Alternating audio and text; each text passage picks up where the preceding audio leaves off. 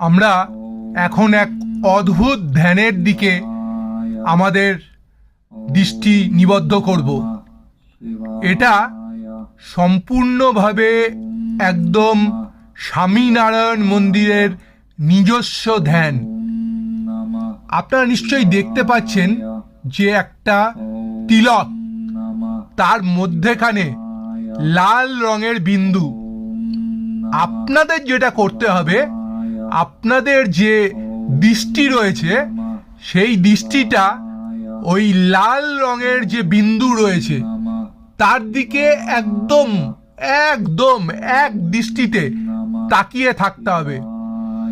কতক্ষণ তাকিয়ে থাকবেন?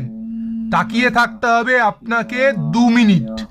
2 মিনিট এই দিকে একদম তাকিয়ে থাকতে হবে। এরপরে যদি সম্ভব হয় তাহলে